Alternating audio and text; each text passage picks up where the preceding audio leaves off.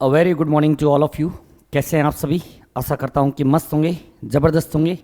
मैं डॉक्टर अमर एक बार पुनः आपका हार्दिक स्वागत करता हूं इस online platform magnet mind institute पर। कैसी चल रही है बेटा पढ़ाई? ठीक है, अच्छी चल रही होगी आई थिंक। बढ़िया, अच्छे से मन लगा कर पढ़िए।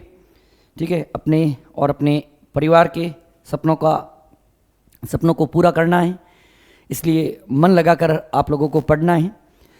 तो बेटा, जैसा कि आप सभी जानते हैं कि हम लोग ह्यूमन रिप्रोडक्शन चैप्टर जो है, मानव जनन जो चैप्टर है, वह डिस्कस कर रहे थे। और आई थिंक मानव जनन के अंदर हम लोग 5 लेक्चर कंप्लीट कर चुके थे, और ये जो है आपका लेक्चर नंबर जो है 6 है। ठीक है ना बेटा? यहाँ पे 5 की जगह कर लो 6। कौन सा है बेटा?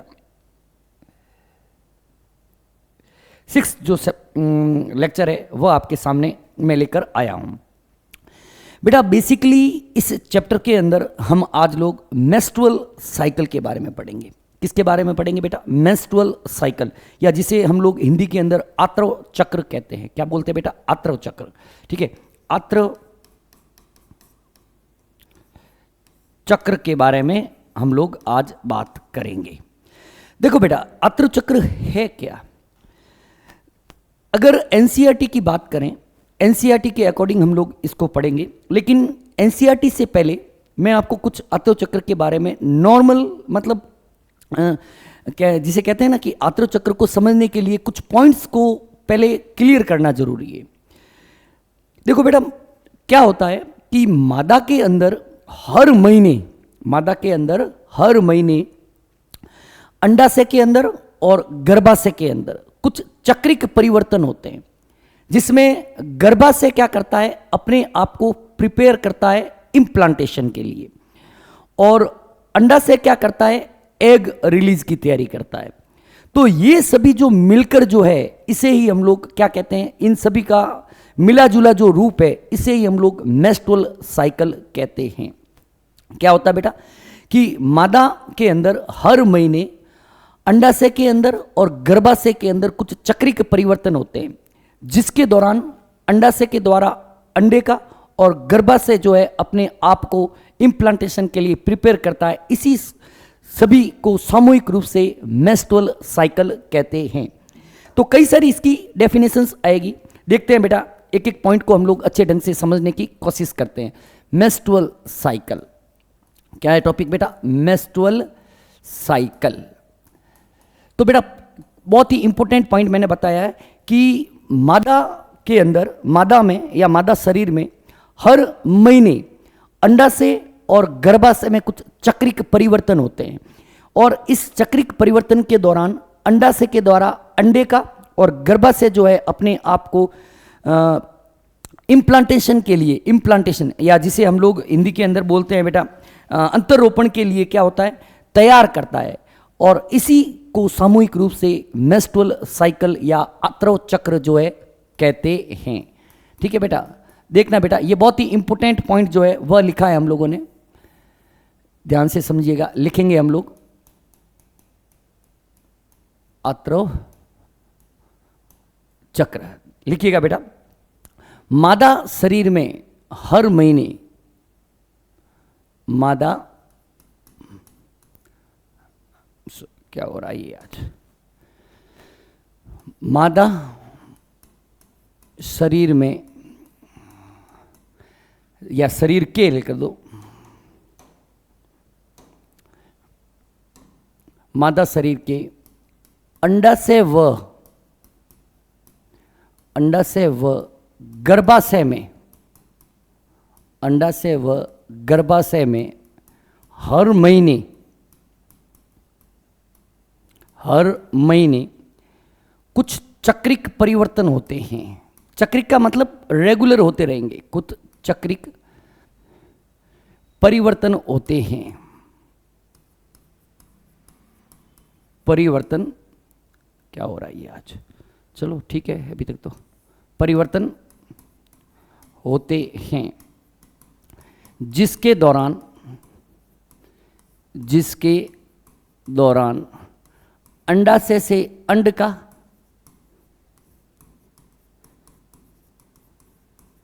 व गर्भाशय अंड का व गर्भाशय अपने आप को अंतरोपण के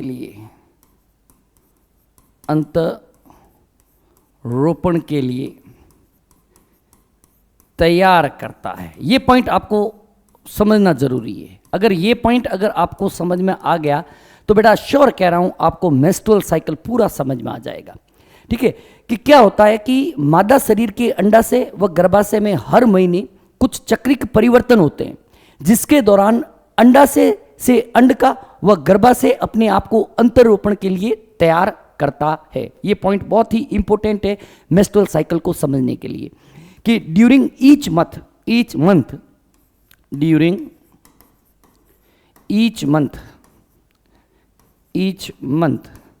in female some cyclic changes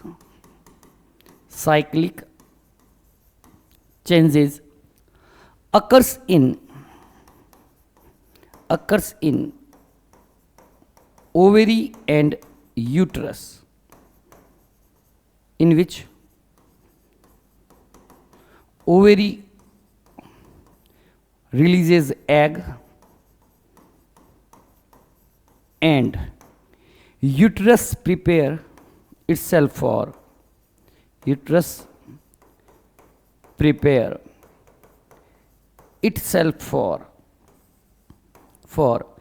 implantation। ये पॉइंट आपको समझ में आना चाहिए। अब हम इसके एनसीईआरटी के पॉइंट्स को एक एक करके डिस्कस करते हैं। बेटा देखना, जो मेंस्ट्रुअल साइकिल है it is reproductive cycle in, ये जो मेंस्ट्रुअल साइकिल होता है, पहले एक मिनट, मेंस्ट्रुअल जो साइकिल होता है it is reproductive cycle in female primates. ठीक है, कुछ पॉइंट्स है एनसीईआरटी ने लिख रखे हैं, उसको एक एक समझते हैं। मेंस्ट्रुअल साइकिल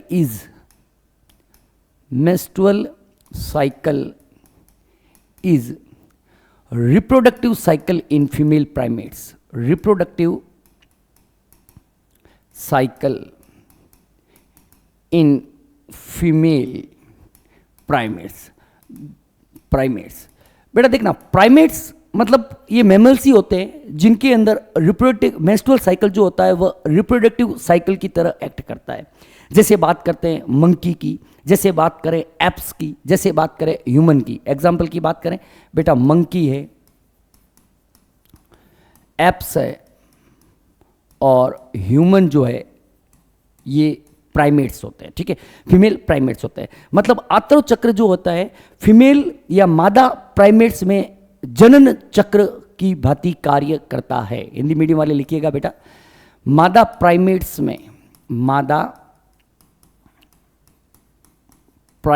में आतरव चक्र जनन चक्र की तरह जनन चक्र होता है।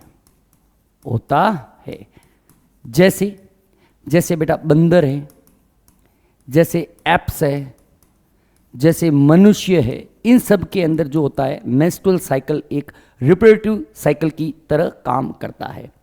अब देखना बेटा, जब मादा के अंदर प्यूबर्टी आती है तो प्यूबर्टी के समय पहली बार जो मेंस्ट्रुएशन होता है उसे हम लोग मिनार्की कहते हैं। क्या कहेंगे बेटा? मिनार्की। के during puberty the first menstruation starts, that is what the condition, the stage is called as menarche. और लगभग 50 साल की जब मादा हो जाती है, फीमेल हो जाती है, तब उसके अंदर मेंस्ट्रुअल साइकिल जो होता है वह बंद हो जाता है। उस अवस्था को हम लोग बोलते हैं मीनोपॉज। क्या बोलते हैं बेटा? मीनोपॉज। तो देखना बेटा, पॉइंट समझिएगा, बहुत इंपॉर्टेंट पॉइंट है। स्टार लगा देते हैं बेटा, कि कलर भी हो सकता है तो चेंज कर लेते हैं, कि the first menstruation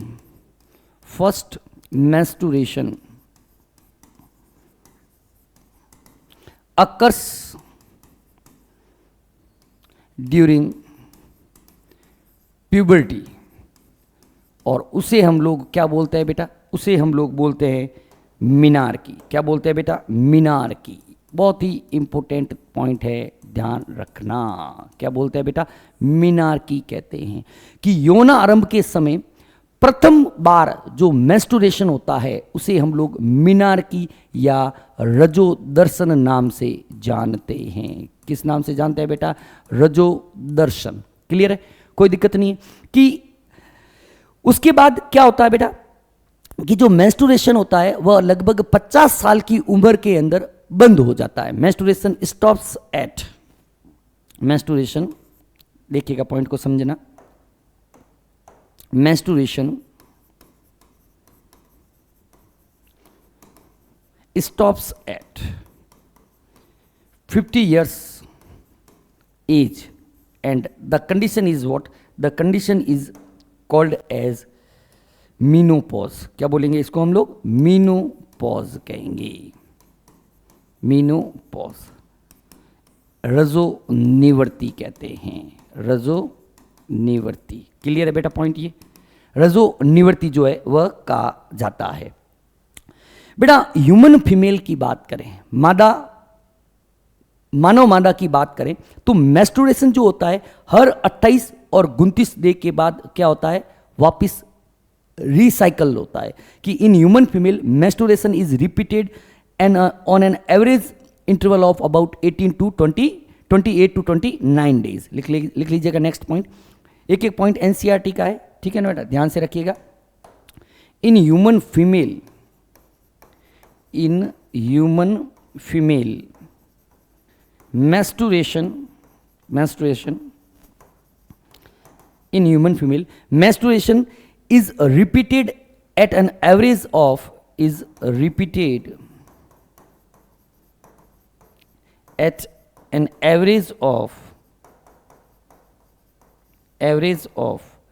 28 to 29 days, 28 to 29 days।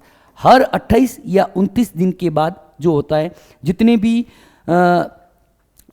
Menstrual cycle के मेन पॉइंट्स होते हैं या सभी जो क्रियाएं होती है वो बार बार क्या होती है, रिपीट होती है। And the cyclic events which starting from one menstruation till next menstruation is called as menstruation या मेंस्ट्रुअल साइकिल। अगर डेफिनेशन की बात करें लिख लीजिएगा, the cyclic events starting from, यहीं पे लिख लेते हैं, cyclic events starting from one menstruation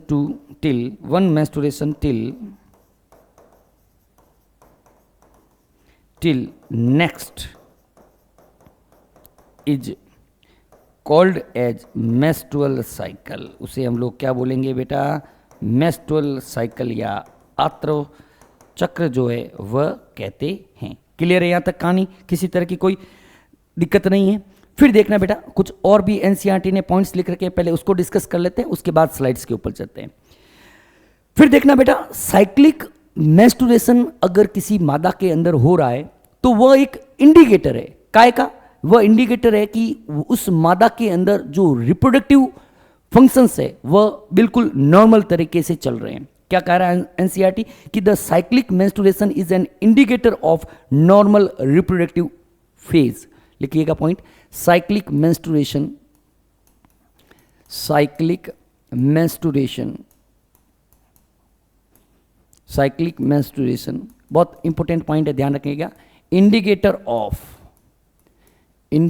of normal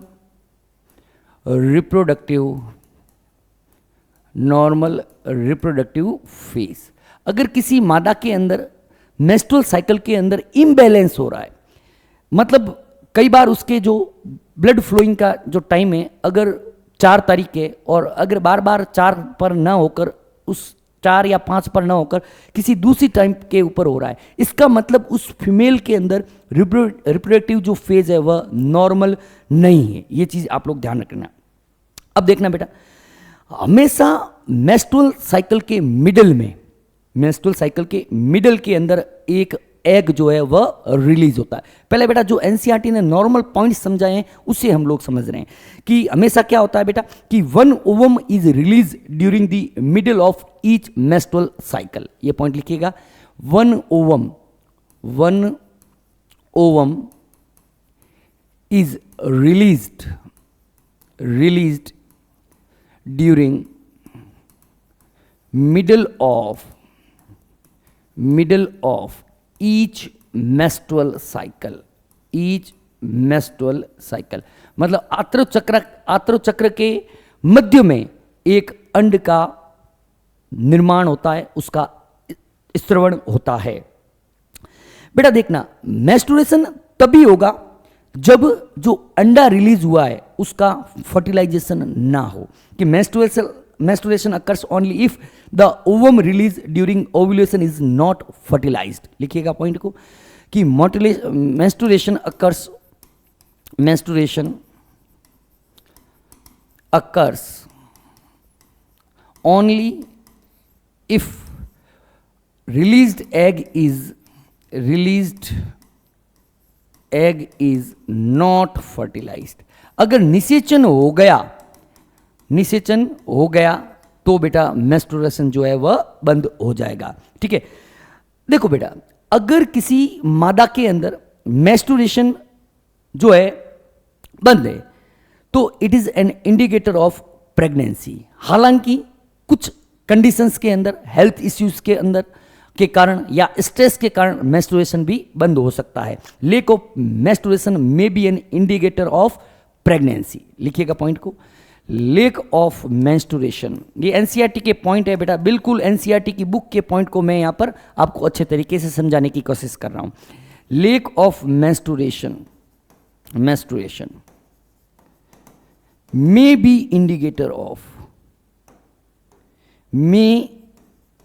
be indicator of pregnancy। however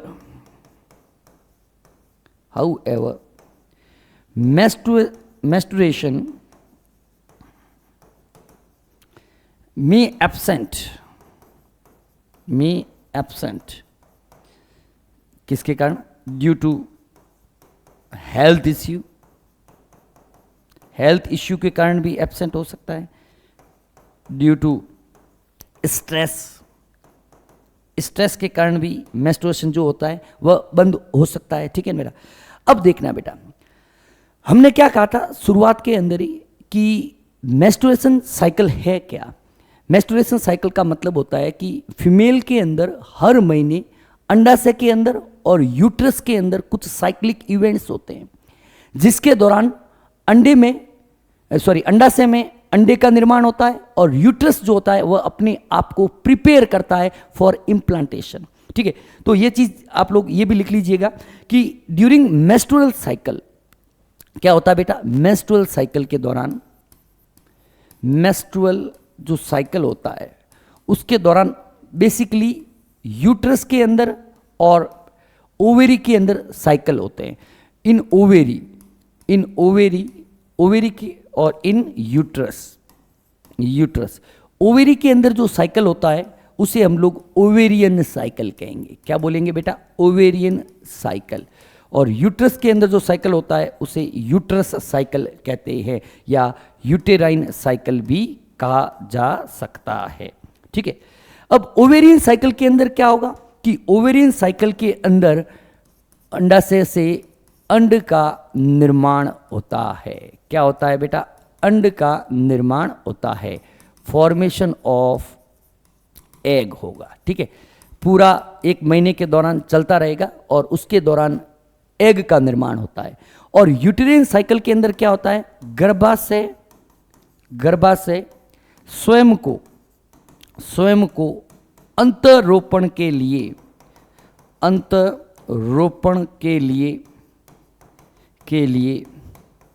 तैयार करता है। क्या होगा बेटा? यूट्रस प्रिपेयर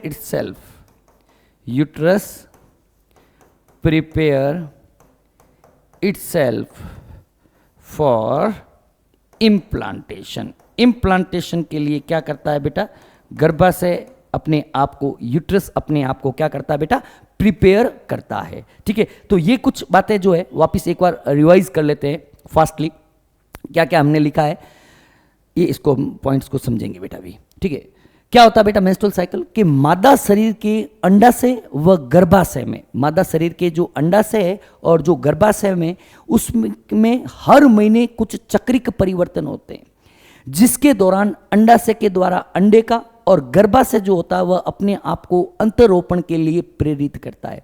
बेसिकली इसे ही हम लोग क्या बोलते हैं बेटा, मेंस्ट्रुअल साइकिल या आत्रव चक्र की संज्ञा देते हैं। ठीक है बेटा, फिर क्या कह रहा है बेटा, ये चलो यहीं से पढ़ लेते हैं कि मासिक धर्म चक्र का जैविक लय और प्रबंधन। मासिक धर्म चक्र महिला प्रजनन प्रणाली के, ये बेटा वही है, ये हमने पढ़ लिया है बेटा।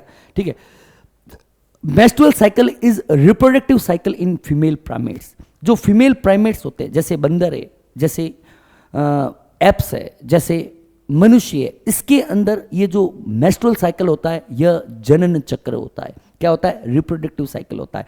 अगर फर्स्ट जो मेंस्ट्रुअल साइकिल होता है, जब प्यूबर्टी के समय जो फर्स्ट मेंस्ट्रुअल साइकिल होता है, उसे हम लोग रजोदर्शन या मिनार्की कहते हैं। और 50 साल की उम्र के समय क्या होता है बेटा, मेंस्ट्रुअल साइकिल बंद हो जाता है, जिसे हम लोग मेनोपॉज या रजो निवृत्ति कहते हैं। ह्यूमन फीमेल के अंदर मेंस्ट्रुएशन जो होता है वह रिपीटेड होता रहता है हर 28 और 29 दिन के दौरान। और इसका ये जो फर्स्ट मेंस्ट्रुएशन से लेकर लास्ट जो नेक्स्ट मेंस्ट्रुएशन आता है, इसके जो बीच का जो पीरियड है, इसे ही हम लोग मेंस्ट्रुअल साइकिल या एमसी के नाम से जानते हैं। Cyclic menstruation is an indicator of normal reproductive phase. अगर किसी लेडी के अंदर निरंतर साइक्लिक मेंस्ट्रुएशन होते हैं, उसके अंदर किसी भी तरह का कोई टाइम का कोई भी फ्लक्चुएशन नहीं होता है, तो वी कैन से दैट कि the lady is reproductive healthy. अगर मेंस्ट्रुएशन के टाइमिंग के दौरान किसी भी तरह का कोई परिवर्तन होता है, तो हम कह सकते हैं कि वह लेडी जो है वह रिप्रोडक्टिव रूप से हेल्दी नहीं है, उसके अंदर रिप्रोडक्टिव अवस्था जो है वह नॉर्मल नहीं है। हर एक मेंस्ट्रुएशन के दौरान, हर एक मेंस्ट्रुएशन साइकिल के दौरान मिडिल के अंदर एक एग का रिलीज होता है, और अगर यह एग फर्टिलाइज नहीं होता है तो अगले महीने भी मेंस्ट्रुएशन चलता रहेगा। लेकिन अगर फर्टिलाइजेशन होता है तो मेंस्ट्रुएशन क्या हो जाएगा, बंद हो जाएगा। कि 1 ovum is release during middle of each menstrual cycle. Menstruation occurs only if release egg is not fertilized. Lack of menstruation, अगर मेंस्ट्रुएशन बंद है, नहीं हो रहा है, किसी मादा के अंदर मेंस्ट्रुएशन नहीं हो रहा है, तो it may be A indicator of pregnancy. वह गर्भावस्था का सूचक हो सकता है। किसका बेटा, गर्भधारण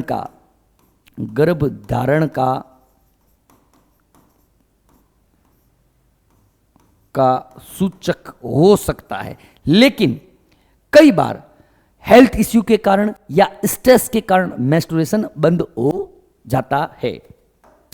फिर देखना बेटा, हर एक मेंस्ट्रुअल साइकिल के अंदर अंडाशय के अंदर ओवेरियन साइकिल चलता है और यूट्रस के अंदर यूटेराइन साइकिल चलता है। ओवेरियन साइकिल के दौरान क्या होता है, अंडे का निर्माण होता है, और यूटेराइन साइकिल के दौरान गर्भाशय अपने आप को प्रिपेयर करता है किसके लिए, इम्प्लांटेशन के लिए, कि uterus prepare itself for implantation. Clear है बेटा। अब इसको हम लोग 8th स्लाइड कैसे आ गई यहां पर, चलो इसको डिलीट करते हैं। अब देखना बेटा, ये पॉइंट्स हम लोगों ने पढ़ लिए हैं बेटा। क्या कहा, क्या देखना बेटा, कि the first menstruation begins at puberty and it is called as menarche. पहला मासिक धर्म यौवनारंभ में शुरू होता है, जिसे रजो दर्शन कहते हैं। क्या बोलते हैं बेटा, मिनार्की, या हिंदी के अंदर जिसे कहा जाता है बेटा रजो दर्शन। यौवनारंभ जब प्यूबर्टी होती है, तो जब पहली बार जो मेंस्ट्रुअल साइकिल स्टार्ट होता है, उसे हम लोग मिनार्की या रजो दर्शन कहते हैं। In human female, menstruation is repeated at an average interval of about 28 to 29 days, and the cycle of event starting from one menstruation till the next one is called menstrual cycle. 1 ovum is released during the middle of each menstrual cycle. Read कर लिया बेटा। The menstrual cycle is cease हो जाता है around 50 years of age in human being and it is called as menopause. इसे हम लोग क्या बोलते हैं बेटा? मीनोपॉज कहते हैं, मीनोपॉज कहते हैं, मतलब रजो निवृत्ति कहा जाता है, रजो निवृत्ति कहते हैं कि 50 साल की उम्र में मेंस्ट्रुअल साइकिल जो होता है वह बंद हो जाता है, जिसे हम लोग रजो निवृत्ति नाम से जानते हैं। अब देखना बेटा क्या होता है बेटा, समझते हैं बेटा। बेटा मेंस्ट्रुअल साइकिल की जो डिफरेंट डिफरेंट फेजेस है, ठीक है, ये साइक्लिक चलती है, मतलब एक के बाद एक चलती रहेगी, इसे हम लोग डिस्कस करते हैं। तो हेडिंग डालिएगा बेटा, फेजेस ऑफ मेंस्ट्रुअल साइकिल। क्या है बेटा? फेजेस ऑफ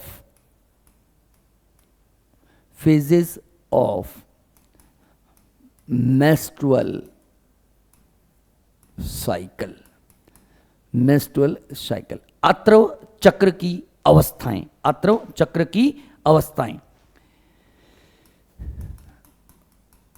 आत्रव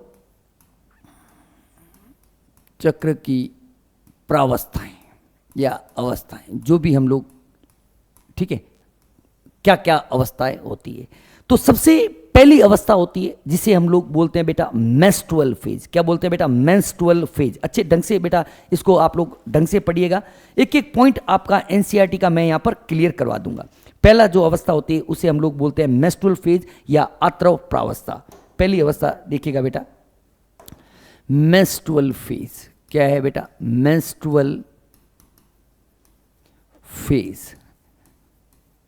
ठीक है, या जिसे हम लोग आत्रव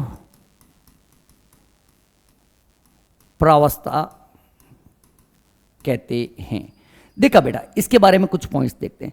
पहले तो यह स्टार्टिंग पीरियड होता है जो लगभग 3 से 5 दिन तक चलता है।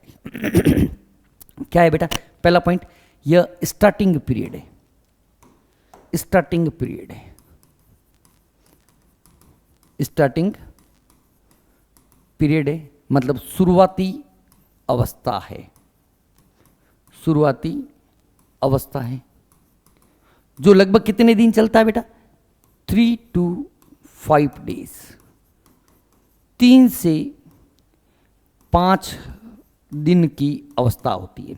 इसके दौरान क्या होता है बेटा? बेसिकली इसके दौरान देखो बेटा, मैंने कहा था ना कि हर महीने यूट्रस के अंदर और अंडाशय के अंदर कुछ चक्रिक परिवर्तन होते हैं। तो इसके दौरान बेसिकली क्या होता है कि इसके पहले की जो अवस्था होती है, इससे पहले की जो अवस्था होती है, उस अवस्था को हम लोग बोलते हैं बेटा ल्यूटियल फेज। मतलब क्या हुआ कि अंडाशय से अंडा निकला था, गर्भाशय ने अपने आप को प्रिपेयर कर लिया था किसके लिए? इम्प्लांटेशन के लिए, लेकिन अंडे का निषेचन नहीं हुआ। तो यूट्रस जो होती है, यूट्रस की जो एंडोमेट्रियल लाइनिंग है वह टूट के गिरती रहती है, इसे ब्लीडिंग पीरियड भी कहते हैं। क्या होता है कि एंडोमेट्रियम जो है वह टूट के गिरती है, और जो कॉर्पस ल्यूटियम जो बना था, कॉर्पस ल्यूटियम कैसे बनता था? आप लोगों को पता हो कि जो ग्राफिन फॉलिकल है जब रप्चर्ड हुई, फटी, तो एग का रिलीज हुआ, बाकी वह जो बच्चा जो है वह कॉर्पस ल्यूटियम और इसके बाद कॉर्पस एल्बिकेंस बनाता है। तो पॉइंट्स को लिखिएगा बेटा, उसके साथ साथ और अच्छे तरीके से समझेंगे कि इससे पहले जो है, इससे पहले ल्यूटिल अवस्था आती है। ल्यूटिल अवस्था के दौरान क्या होता है बेटा? कॉर्पस एल्बिकेंस का फॉर्मेशन होता है, और इससे पहले अंडे का रिलीज हुआ था, ल्यूटिल से पहले भी उस अंडे का निषेचन नहीं हुआ। अगर निषेचन नहीं हुआ तो जो यूट्रस ने अपने आप को प्रिपेयर किया है इम्प्लांटेशन के लिए, वह अपने आप को तोड़ेगा। तो क्या होगा बेटा? देखिएगा कि due to the breakdown of endometrial lining, लिखिएगा पॉइंट को बेटा, due to breakdown of endometrial lining,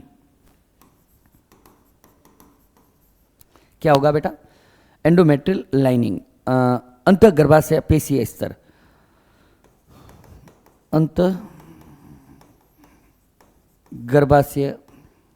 गर्भाशय स्तर के टूटने के कारण, ठीक है। इसके कारण क्या होता है बेटा कि मेंस्ट्रुअल फ्लो जो होता है वह स्टार्ट होता है। Menstrual flow occurs, menstrual flow occurs मतलब ब्लीडिंग जो होती है वह होती है। ब्लीडिंग जो होती है उसका uterus and blood vessels lining and क्या लिख रहा है, due to break down endometrial lining and blood vessels भी टूटती है बेटा। रक्त गर्भाशय स्तर व रक्त वाहिकाओं के टूटने के कारण क्या होता है बेटा, मेंस्ट्रुअल फ्लो जो होता है वह होता है। अब इसी दौरान क्या होता है बेटा, इसी दौरान जो कॉर्पस ल्यूटियम बना था, कॉर्पस ल्यूटियम भी टूट जाता है, डिस्ट्रक्शन हो जाता है, जिसकी वजह से प्रोजेस्टेरोन हार्मोन जो है, प्रोजेस्टेरोन हार्मोन का लेवल है वह गिर जाता है। और progesterone we can know that कि प्रोजेस्टेरोन प्रेगनेंसी के लिए जरूरी होता है। प्रोजेस्टेरोन का लेवल गिरा जिसकी वजह से यूट्रस की जो एंडोमेट्रियल लाइनिंग है वह टूट कर गिर जाती है। क्या हुआ देखना बेटा, due to the destruction of corpus luteum, लिखिएगा यहीं पे लिख लेते हैं I think, due to destruction of corpus luteum the level of progesterone गिर जाता है। अगर प्रोजेस्टेरोन का लेवल गिर जाएगा, हम सभी जानते हैं कि प्रोजेस्टेरोन हार्मोन जो होता है, यह प्रोजेस्टेरोन हार्मोन एंडोमेट्रियल की लाइनिंग को बनाए रखने के लिए जरूरी है। प्रोजेस्टेरोन जो होता है वह एंडोमेट्रियल की लाइनिंग को बनाए रखने के लिए जरूरी है। तो अगर प्रोजेस्टेरोन गिर गया तो क्या होगा बेटा, यूट्रस का एंडोमेट्रियल जो है वह टूट कर नीचे गिरने लगता है। इस पॉइंट्स को बड़ी लिख लीजिएगा कि प्रोजेस्टेरोन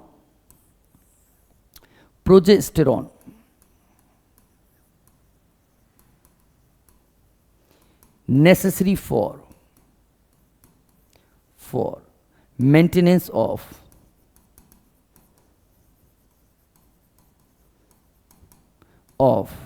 endometrial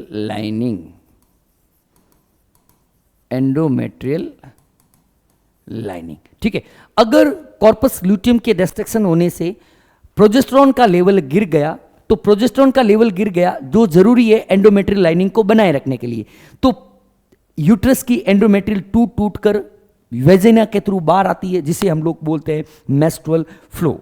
अब यहां पे एक इंपॉर्टेंट पॉइंट है बेटा, मेंस्ट्रुअल फ्लो के अंदर कभी भी ब्लड का क्लॉटिंग नहीं होता है। क्यों? क्योंकि उसके अंदर फाइब्रिनोलाइटिक एंजाइम होते हैं जो फाइब्रिन का क्या कर देते हैं, लाइसिस कर देते हैं। क्या यहां पे भले एक पॉइंट लिख लीजिएगा, no blood clotting occurs.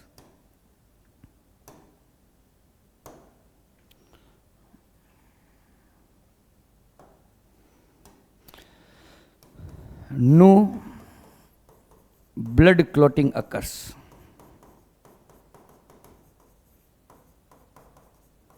Due to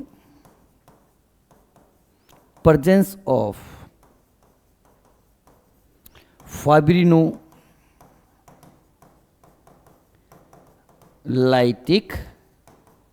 enzyme.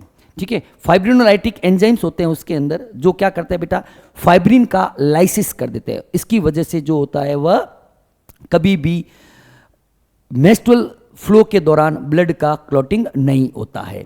तो ये बेटा पूरा का पूरा क्या है, मेंस्ट्रुअल फेज है। क्या है बेटा, मेंस्ट्रुअल फेज एक स्टार्टिंग या शुरुआती अवस्था होती है जो लगभग 3 से 5 दिन तक चलती है। बेसिकली इसके अंदर क्या होता है कि इसको समझने से पहले एक बैकग्राउंड बात हमें पता होनी चाहिए कि प्रोजेस्टेरोन हार्मोन जो होता है, प्रोजेस्टेरोन हार्मोन प्रेगनेंसी के लिए जरूरी होता है, जो क्या करता है, यूट्रस की लाइनिंग को मेंटेन करने का काम करता है। लेकिन कॉर्पस कॉर्पस ल्यूटियम के डिस्ट्रक्शन से प्रोजेस्टेरोन का लेवल गिर जाता है।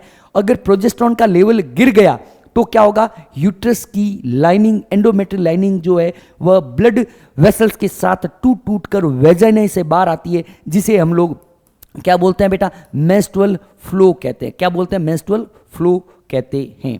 अब इसको हम लोग इस स्लाइड से पढ़ लेते हैं।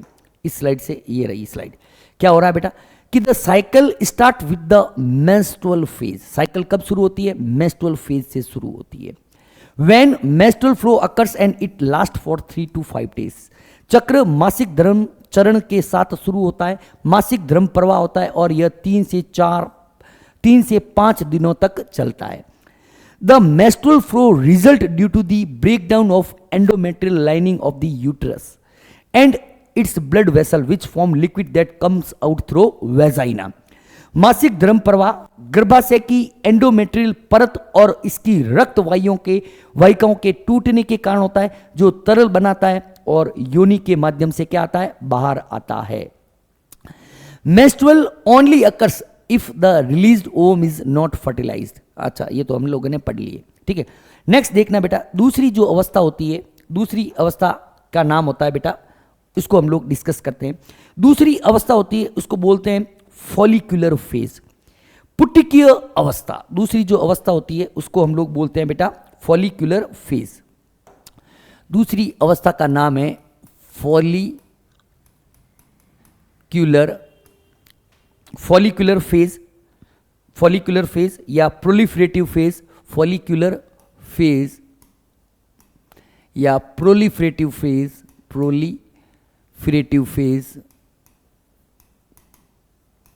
फेज या इसे हम लोग प्री ओव्यूलेटरी फेज भी कहते हैं। क्या बोलेंगे बेटा?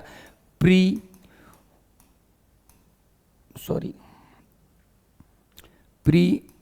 ओव्यूलेटरी फेज कहते हैं, ठीक है बेटा। देखो बेटा, इसको हिंदी के अंदर बोलते हैं फॉलिकुलर फेज, प्रोलिफरेटिव फेज और प्री ओव्यूलेटरी फेज। हिंदी के अंदर बोलते हैं इसे पुटिकीय अवस्था, ठीक है। पुटिकीय अवस्था नाम से आप लोगों को ध्यान रखना। ये प्री ओव्यूलेटरी मतलब इसके बाद अंडा ओव्यूलेटरी फेज आती है, इसलिए इसका नाम रखा प्री ओव्यूलेटरी फेज। देखो बेटा, मैंने क्या कहा, ये एक पॉइंट आपको ध्यान रखना है। हर महीने अंडाशय के अंदर और गर्भाशय के अंदर कुछ चक्रिक परिवर्तन होते हैं। इस परिवर्तन के दौरान अंडाशय से अंडे का निर्माण होता है और गर्भाशय जो है वह अपने आप को प्रिपेयर करता है किसके लिए? इम्प्लांटेशन के लिए। तो इससे पहली अवस्था में क्या हुआ? इससे पहली अवस्था के अंदर क्या हुआ कि गर्भाशय जो है उसका एंडोमेट्रियल लाइनिंग टूट कर गिर जाता है और ब्लड वेसल्स के साथ योनि से बाहर आता है, जिसे हम लोग मेंस्ट्रुअल फ्लो कहते हैं। अब इस अवस्था में क्या होगा? इस अवस्था में गर्भाशय अपने आप को वापस बनाना शुरू करता है, क्योंकि गर्भाशय को क्या लगता है कि गर्भाशय को लगता है कि एग आएगा, निषेचित होगा, तो मुझे तो प्रिपरेशन करके रखनी है। निषेचन हो या नहीं हो वो बाद की बात है, लेकिन गर्भाशय जो होता है वह अपने आप को प्रिपेयर करना शुरू कर देता है किसके लिए? इम्प्लांटेशन के लिए। पहली बात तो हम लोग ये देखते हैं कि ये कितने दिन चलता है। ये लगभग 6 से 13 दिन तक चलता है। कितना चलता है बेटा? 6 to 13 डेज, 6 से 13 दिन की अवस्थाएं होती है। इसके दौरान ओवेरी के अंदर क्या होता है बेटा? Follicular phase. फॉलिकुलर फेज क्यों बोलते हैं कि इसके, हम याद करो, हम लोगों ने अंड जनन में पढ़ा था कि पहले आती है प्राइमरी फॉलिकल अवस्था, फिर आती है सेकेंडरी फॉलिकल अवस्था, फिर आती है ग्राफिन फॉलिकल या टर्सरी फॉलिकल अवस्था। तो इसके अंदर अंडाशय के अंदर तो क्या होता है कि प्राइमरी फॉलिकल जो प्राथमिक पुटक है वह साइज में बड़े हो जाते हैं और पूर्ण रूप से परिपक्व ग्राफियन पुटक के अंदर परिवर्तित हो जाते हैं। क्या होगा बेटा? इसमें लिखिएगा बेटा, चलिए, चेंजेस इन ओवेरी देखते हैं। ओवेरी के अंदर क्या क्या चेंजेस होते हैं? चेंजेस इन ओवेरी, अंडाशय में क्या क्या परिवर्तन होते हैं? अंडाशय में परिवर्तन बेटा बहुत ही अच्छी तरीके से एनसीईआरटी की लाइन टू लाइन आपको समझाऊंगा, ये गारंटी है बेटा। एनसीईआरटी का लाइन, एनसीईआरटी का वर्ड आपका यहां पर क्लियर हो जाएगा, ठीक है ना। बस आप लोग मेरे साथ बने रहना। क्या होगा बेटा? देखना कि अंडाशय के अंदर क्या होगा कि जो प्राइमरी फॉलिकल है, प्राइमरी फॉलिकल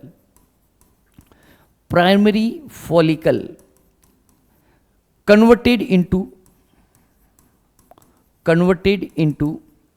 fully mature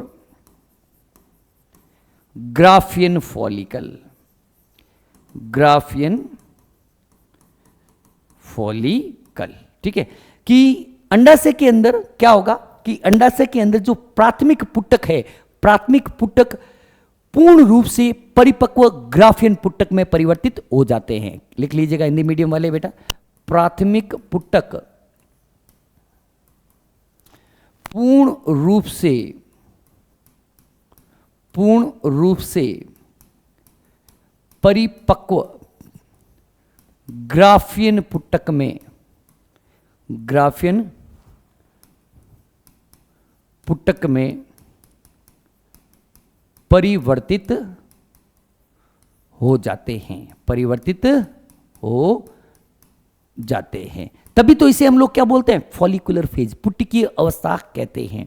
अब देखो बेटा, अब हमने क्या कहा, दूसरा ये तो हो गया अंडाशय में परिवर्तन। अब हम देखते हैं कि यूट्रस के अंदर क्या परिवर्तन होते हैं, गर्भाशय में क्या परिवर्तन होते हैं। चेंजेस इन यूट्रस, गर्भाशय में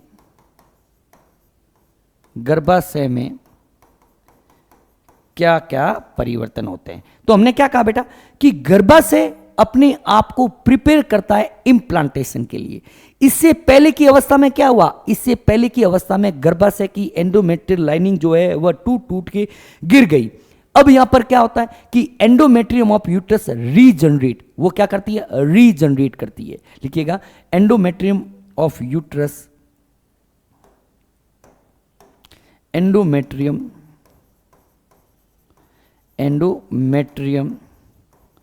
of uterus regenerate through proliferation,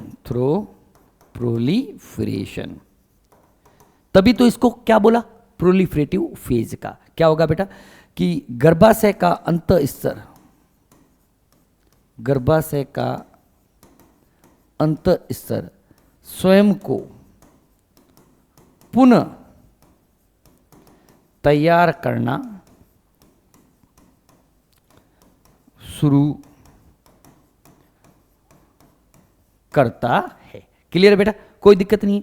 अब देखना मजे की बात यह कि ये सभी चेंजेस होते क्यों हैं, क्या इसका रीजन है, क्यों ये सभी परिवर्तन हुए। ये सब होता है हार्मोन के कारण।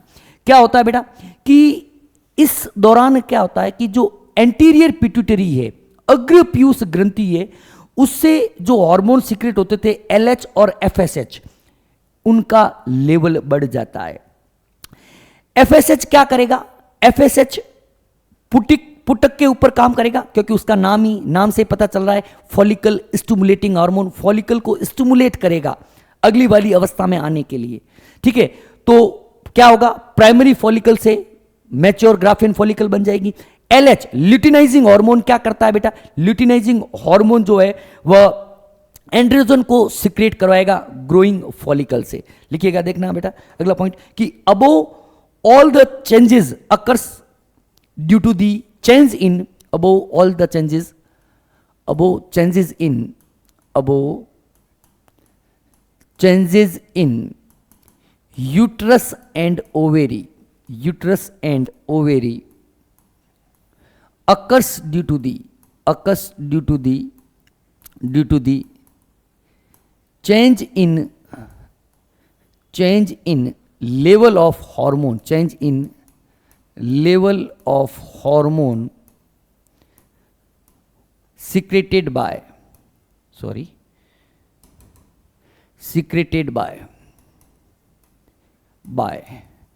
anterior pituitary hormone, anterior pituitary gland.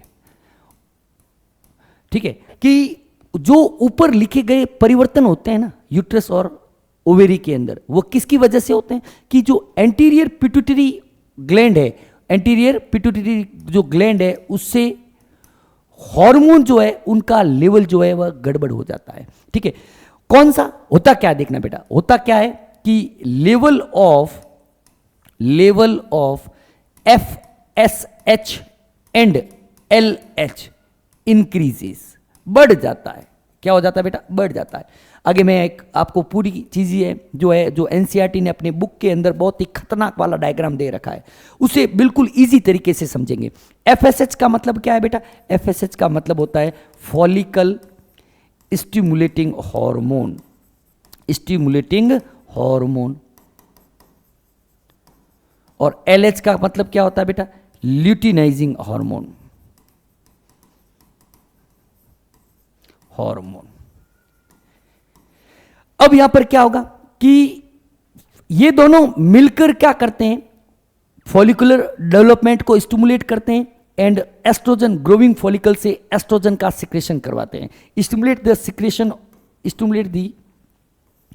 Stimulates follicular development, तभी तो क्या होता है बेटा, प्राइमरी फॉलिकल से मैच्योर ग्राफियन फॉलिकल बनती है and secretion of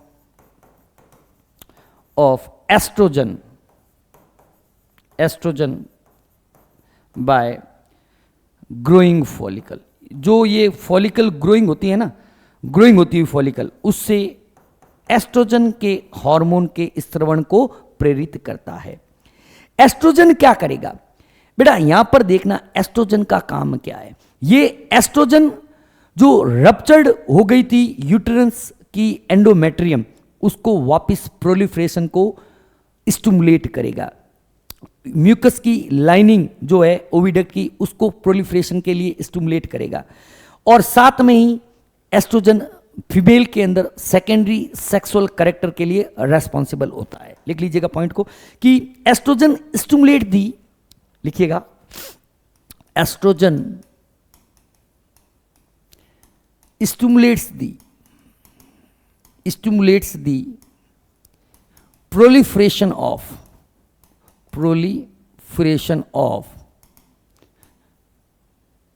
endometrial lining of uterus, endometrial lining of uterus, mucus lining of oviduct and vagina, and also responsible for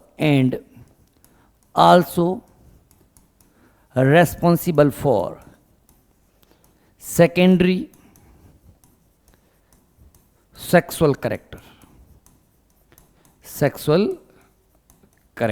ठीक है बेटा, ये चीज आपको ध्यान रखनी है। बेटा देखना, मेरा ये मानना है कि जब किसी भी कंपटीशन एग्जाम में, नीट में एनसीईआरटी बुक से एक्स्ट्रा कुछ भी नहीं आता, तो क्यों नहीं बच्चों को एनसीईआरटी पर जोर देकर पढ़ाया जाए। तो बेटा मेरा मेन मोटो यही रहेगा कि मैं आपको एनसीईआरटी की लाइन, एनसीईआरटी का हर एक वर्ड अच्छे तरीके से यह समझाऊं। मुझे यहां पर कोई अपना नॉलेज जो है आपके सामने एक्सप्रेस नहीं करना है, डिलीवर नहीं करना है। आई वॉन्ट दैट कि you will crack the exam, और उस एग्जाम को क्रेक करने के लिए आपको जितनी नॉलेज की जरूरत है, जितना एनसीईआरटी टेक्स्ट बुक के अंदर दे रखा है, हमें उतना ही पढ़ना है।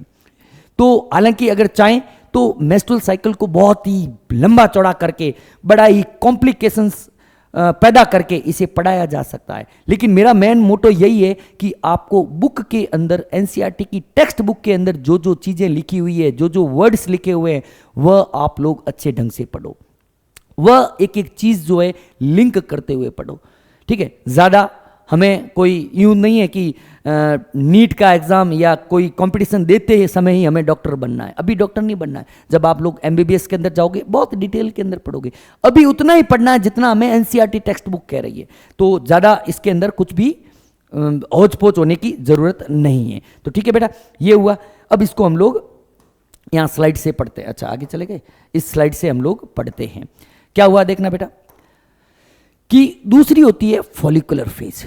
फॉलिकुलर फेज के दौरान देखो बेटा क्या होता है, फॉलिकुलर फेज के दौरान एलएच का लेवल बढ़ जाता है, एफएसएच का लेवल बढ़ जाता है और एस्ट्रोजन का लेवल बढ़ जाता है। अब क्या हुआ, एफएसएच क्या करेगा, फॉलिकल को स्टिमुलेट करेगा, ग्राफियन फॉलिकल बना।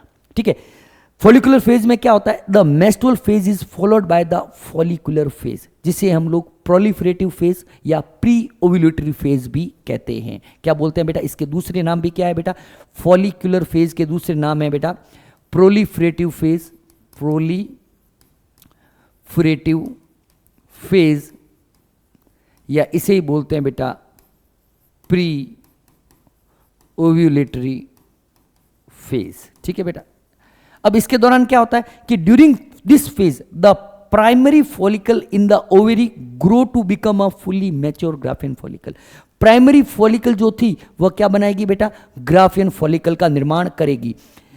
And simultaneously the endometrium of uterus regenerate through proliferation. मैंने कहा था अंडाशय के अंदर भी कुछ चेंजेज होते हैं और यूट्रस के अंदर भी कुछ चेंजेज होते हैं। अंडाशय के अंदर क्या हुआ, प्राइमरी फॉलिकल से ग्राफियन फॉलिकल बनी, और यूट्रस जो इससे पहले टूट गया था उसके अंदर वापस रीजनरेशन प्रोलिफरेशन के थ्रू शुरू हो जाता है। These changes in ovary and uterus are induced by changes in the level of pituitary and ovarian hormone. The secretion of gonadotropin LH and FSH increases gradually during the follicular phase and stimulate the follicular development as well as secretion of estrogen by the growing follicle. अंडाशय के द्वारा भी कुछ hormone secrete होते हैं, गर्भाशय के द्वारा भी कुछ हार्मोन सिक्रेट होते हैं। अब देखना बेटा, अब तीसरी अवस्था आती है, उसे बोलते हैं बेटा ओव्यूलेटरी फेज। तीसरी अवस्था कौन सी होती है, उसे बोलते हैं बेटा ओव्यूलेटरी फेज। देखिएगा बेटा, ओव्यूलेटरी फेज, ओव्यूलेटरी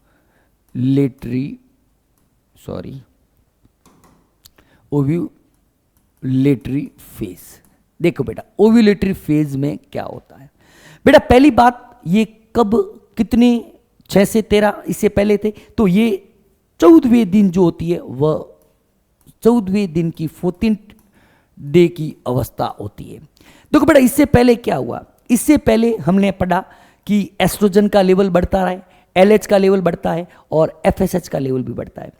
बेटा 14वें दिन क्या होता है, 14वें दिन एलएच और एफएसएच का लेवल बहुत ज्यादा बढ़ जाता है और एक पीक वैल्यू को अचीव करता है, जिसे हम लोग एलएच सर्ज कहते हैं। और एलएच जो होता है, LH is responsible for rupturing of mature Graafian follicle, जिसकी वजह से एग का रिलीज होता है, जिसे हम लोग ओव्यूलेशन कहते हैं। इसलिए इस अवस्था को क्या कहा जाता है बेटा, ओव्यूलेटरी फेज कहा जाता है। लिखिएगा बेटा, क्या है point, at 14th day the level of LH and FSH increases and reaches at peak value and that is called as LH surge। उसे हम लोग क्या बोलते हैं बेटा, LH सर्ज के नाम से जानते हैं। किस नाम से जानते हैं बेटा, LH सर्ज। ये LH सर्ज क्या करेगा, इट इज रेस्पॉन्सिबल for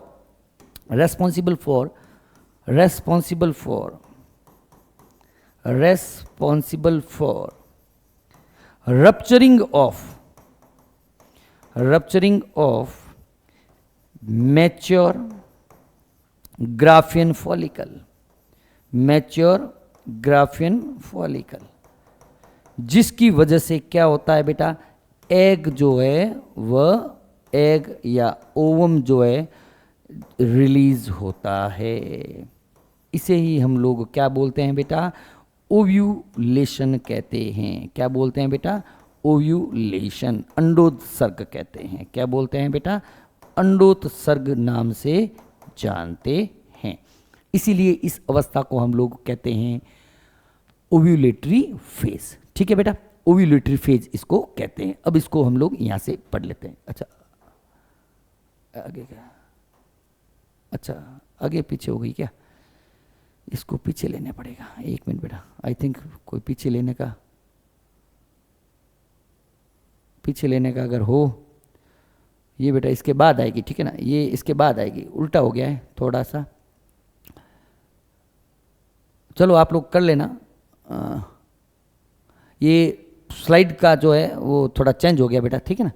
अब यहाँ से इसको पढ़ लेते हैं। स्लाइड का जो है सीक्वेंस जो है चेंज हो गया है, थोड़ा सा आप लोग इसको देख लीजिएगा। ओव्यूलेटरी फेज में क्या होता है, both LH and FSH attain a peak value. यहां पर क्या हुआ, LH और FSH का जो है लेवल बढ़ जाता है और लगभग 14वें दिन पर LH का लेवल अपनी मैक्सिमम लेवल पर पहुंच जाता है मिड साइकिल के दौरान, जिसे हम लोग LH सर्ज करते हैं और इसकी वजह से ग्राफियन फॉलिकल जो होती है वह फट जाती है और एग जो होता है वह रिलीज आउट होता है। कि both LH and FSH attain a peak level in the middle of cycle about 14th day. Rapid secretion of LH leading to its maximum level during the mid cycle called LH surge induce rupture of Graafian follicle and thereby the release of ovum. Ovulation इसे हम लोग कहते हैं। Next देखना बेटा, अगली जो अवस्था होती है, अगली अवस्था उसे हम लोग ल्यूटियल फेज या पीत अवस्था कहते हैं। अगली अवस्था कौन सी है बेटा, ल्यूटियल फेज या पीत अवस्था। फोर्थ जो होती है उसे हम लोग बोलते हैं ल्यूटियल फेज। ल्यूटियल फेज को हिंदी में बोलते हैं बेटा पीत अवस्था। क्या बोलते हैं बेटा, पीत अवस्था के नाम से जानते हैं। अब देखना बेटा, ये कब तक चलेगी, पहली बात तो 14वें दिन ओव्यूलेशन हुआ है तो 15 से लेकर 28 दिन तक की यह अवस्था होती है। पहला पॉइंट तो यही है, 15 to 28 डेज। ठीक है बेटा। अब देखो बेटा इसमें क्या होता है, सबसे पहले बात करते हैं बेटा, इससे पहले हम लोग इसे दो पार्ट में डिवाइड कर देते हैं। एक तो ओवेरी के अंदर क्या चेंज होता है और दूसरा गर्भाशय के अंदर क्या चेंज होता है। पहले हम लोग पढ़ेंगे चेंजेस इन ओवेरी। ओवेरी में क्या क्या परिवर्तन होते हैं, अंडाशय में परिवर्तन, अंडाशय में परिवर्तन क्या क्या होता है, देखना बेटा। बेटा इससे पहले मुझे बताओ, इससे पहले ग्राफियन फॉलिकल फट गई थी, रप्चर हो गई थी और एग रिलीज हो गया था। तो मुझे बताओ कि जो ग्राफियन फॉलिकल के बचे हुए जो भी टुकड़े हैं, वो टुकड़े किस में परिवर्तन हो जाएंगे, वह परिवर्तित हो जाएंगे कॉर्पस ल्यूटियम के अंदर। किसके अंदर परिवर्तित हो जाएंगे सॉरी, किसके अंदर परिवर्तन हो जाएंगे, कॉर्पस ल्यूटियम के अंदर। और कॉर्पस ल्यूटियम क्या करेगा, कॉर्पस ल्यूटियम प्रोजेस्टेरॉन हार्मोन को सिक्रेट करेगा। और as you know that the progesterone is responsible for maintenance of endometrial lining. और एंडोमेट्रियल की लाइनिंग किसके लिए जरूरी होती है, इम्प्लांटेशन के लिए। क्या होगा देखना बेटा, लिखना the degrade part of ruptured part of Graafian follicle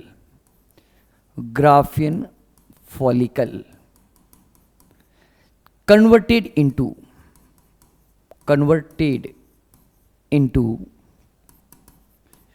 corpus luteum, मतलब क्या है बेटा, फटी हुई या नष्ट हुई ग्राफियन पुटिका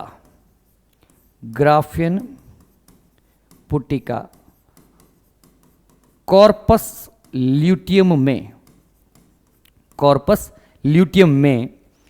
में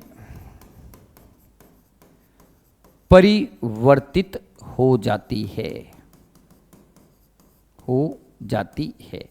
अब क्या होगा कि जो कॉर्पस ल्यूटियम है वह प्रोजेस्टेरॉन हार्मोन का स्त्रवण करता है। कॉर्पस ल्यूटियम द्वारा या progesterone is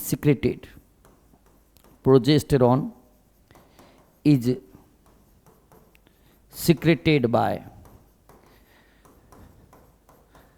corpus luteum. Corpus luteum द्वारा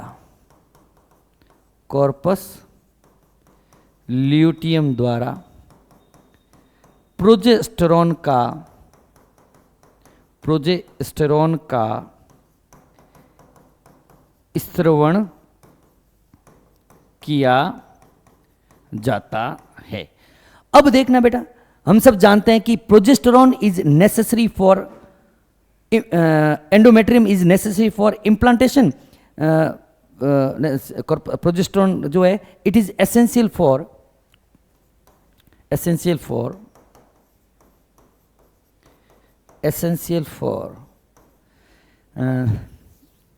एंडोमेट्रियल लाइनिंग। ठीक है, ये तो हम लोग वापस देखो बेटा रिवाइज हो रही चीजें, सब एक दूसरे से मैचअप हो रही है। Endometrial lining and endometrium is necessary for, and endometrium is necessary for implantation. ठीक है, यूट्रस को क्या लगता है कि भाई इससे पहले एग रिलीज हुआ है, तो यूट्रस अपने आप को प्रिपेयर करके रखता है कि इम्प्लांटेशन होगा। फिर क्या होगा बेटा, यहां पर देखना बेटा, यहां पर प्रोजेस्टेरोन का लेवल बहुत ज्यादा बढ़ जाता है। तो प्रोजेस्टेरोन का जो हाई लेवल है वह क्या करेगा कि एलएच और एफएसएच के लेवल को गिरा देगा, जिसकी वजह से फर्दर ओव्यूलेशन रुक जाता है। लिख लीजिएगा इस पॉइंट को भी कि the high level of progesterone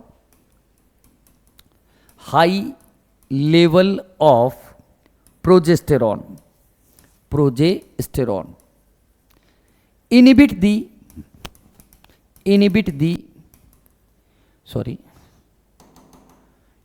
the LH and FSH, which inhibit further ovulation,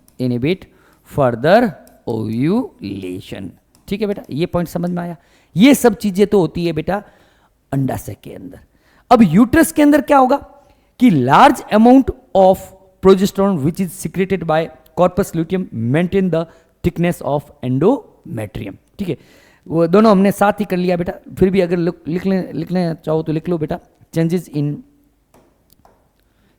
in uterus. I think दोनों साथ में लिख लिए हैं हमने चेंजेस, चलो वहीं पे साथ में एक हेडिंग डाल देते हैं ना, changes in uterus and changes in ovary and changes in ovary के साथ में यहाँ पर पढ़ लेते हैं गर्भाशय में परिवर्तन। ठीक है, दोनों में साथ में हम लोगों ने पढ़ लिया है गर्भाशय में परिवर्तन, ये चीज़ें। ठीक है बेटा, तो इसको अब हम लोग स्लाइड से देख लेते हैं बेटा, स्लाइड के अंदर क्या लिखा हुआ है।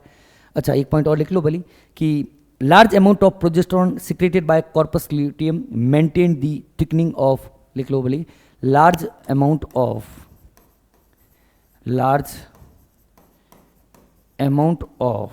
Progesterone secreted by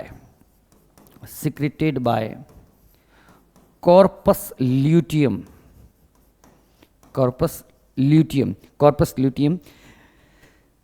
maintains the thickness of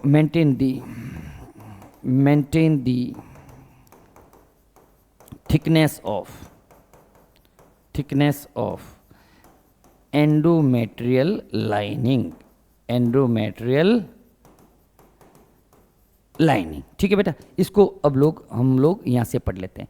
luteal phase में क्या होगा बेटा, ल्यूटियल फेज के अंदर the ovulation is followed by the luteal phase during which the remaining part of Graafian follicle transform as the corpus luteum. Corpus Graafian mature follicle जो थी वो फटी और वह अब किस में परिवर्तित हो गई बेटा, कॉर्पस ल्यूटियम के अंदर। पहला पॉइंट भी बेटा क्या है बेटा कि ग्राफियन फॉलिकल जो है, ग्राफियन फॉलिकल किस में परिवर्तित हो गई बेटा, ग्राफियन फॉलिकल परिवर्तित हो गई आपके कॉर्पस ल्यूटियम के अंदर। और ये कॉर्पस ल्यूटियम क्या करता है, कॉर्पस ल्यूटियम प्रोजेस्टेरोन हार्मोन को सीक्रेट करता है which is essential for maintenance of endometrium. Such an endometrium is necessary for implantation of fertilized ovum and the other event of pregnancy। अब देखो बेटा, फिर अगर निषेचन नहीं होता है, ध्यान से सुनना, अगर निषेचन नहीं होता है तो कॉर्पस ल्यूटियम भी क्या हो जाएगा, नष्ट हो जाएगा और उसके अंदर और उसके साथ में ही एंडोमेट्रियम का विघटन हो जाता है जिससे मासिक धर्म होता है जो एक नए चक्र को चिन्हित करता है। क्लियर है बेटा, ये सब चीज अपने हो गई है। ठीक है, अब देखो बेटा, ये पूरा का पूरा जो एनसीईआरटी ने आपको दे रखा है उसे हम लोग यहां पर डिस्कस करते हैं। देखना, आई थिंक चलिए, अब होता क्या है, इसको हम लोग पढ़ते हैं। बेटा पहली अवस्था जो होती है वह मेंस्ट्रुएशन होता है। मेंस्ट्रुएशन के दौरान क्या होता है, एस्ट्रोजन और प्रोजेस्टेरोन अपनी नॉर्मल लेवल के ऊपर होते हैं और यूट्रस के अंदर यूट्रस की जो लाइनिंग है वह टूट टूट के गिर जाती है, जिसकी वजह से ब्लड का फ्लो होता है। फॉलिकल का डेवलपमेंट शुरू हो जाता है अगली अवस्था के अंदर। एफएसएच का लेवल नीचे गिरता है इसके दौरान और एलएच जो होता है वह नॉर्मल रहता है। फॉलिकुलर फेज के दौरान क्या होगा, फॉलिकुलर फेज के दौरान एलएच और एफएसएच बढ़ना शुरू हो जाते हैं, जिसकी वजह से ओवेरी के अंदर, अंडाशय के अंदर फॉलिकल का जो क्या होता है बेटा, मैचुरेशन शुरू हो जाता है। अगली अवस्था आती है ओव्यूलेटरी फेज। 14th डे के ऊपर, 14वें दिन के ऊपर क्या होता है बेटा, 14th डे के ऊपर एलएच और एफएसएच अपनी पीक वैल्यू के ऊपर पहुंच जाते हैं। इस दौरान एस्ट्रोजन भी अपनी हायर लेवल के ऊपर होता है और मैच्योर ग्राफियन फॉलिकल है वह रप्चर्ड हो जाती है और एग का रिलीज करती है। देखो बेटा साथ में पढ़ो, डरने की जरूरत नहीं है, अगर ढंग से पढ़ लिया तो आगे कुछ भी प्रॉब्लम नहीं आएगी। अगली अवस्था जो आती है वह होती है ल्यूटल फेज, जिसमें क्या होगा, एलएच और एफएसएच का लेवल गिर जाता है, एस्ट्रोजन और कॉर्पस जो ग्राफियन फॉलिकल थी वह किसमें परिवर्तित हो जाती है, कॉर्पस ल्यूटियम में। और कॉर्पस ल्यूटियम किसका सिक्रेशन करती है, प्रोजेस्टेरोन का। अब यहां पे प्रोजेस्टेरोन बढ़ गया, प्रोजेस्टेरोन बढ़ेगा तो एंडोमेट्रियल की लाइनिंग जो है वह वापस मैच्योर होना शुरू कर देती है, क्योंकि एंडोमेट्रियल की लाइनिंग इम्प्लांटेशन के लिए जरूरी होती है। ठीक है बेटा, अब एक और एनसीईआरटी ने मासिक धर्म स्वच्छता से रिलेटेड या मेंस्ट्रुअल हाइजीन से रिलेटेड एक पॉइंट दे रखा है, उसे भी हम लोग यहां पर डिस्कस कर लेते हैं। क्या कह रहा है कि maintenance of hygiene and sanitation during menstruation is very important. मासिक धर्म के दौरान, अच्छा बड़ा करें,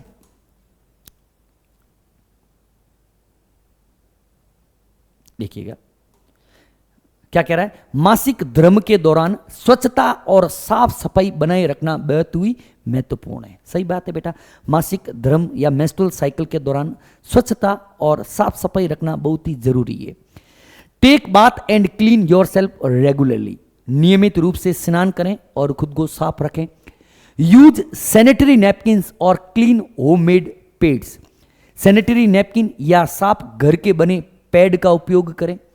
चेंज सैनिटरी नैपकिन्स और homemade pads after every 4 to 5 hours as per the requirement.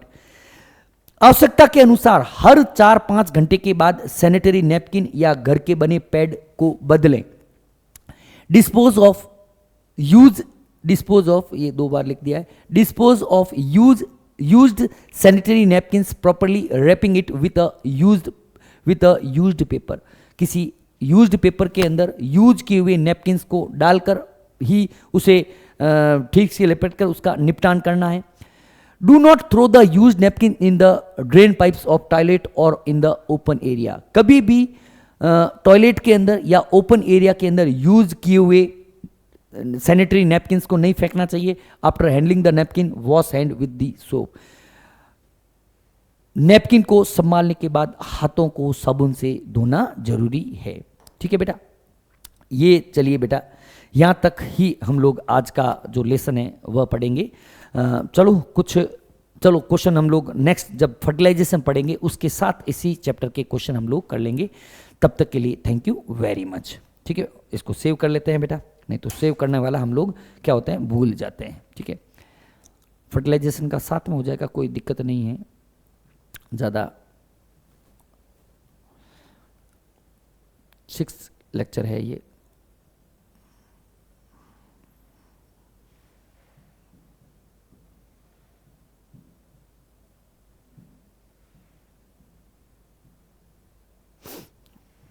Sorry 6th lecture है। ठीक है बेटा, आराम से आप लोग पढ़िए, तब तक फर्टिलाइजेशन के भी साथ में हो जाते हैं। कोई बात नहीं, नोट्स तो बढ़िया ही है, जितना ज़्यादा अच्छे नोट्स आपको मिले। नेक्स्ट क्लास के अंदर हम लोग बात करेंगे फर्टिलाइजेशन या निषेचन की। तब तक के लिए धन्यवाद। Thank you very much.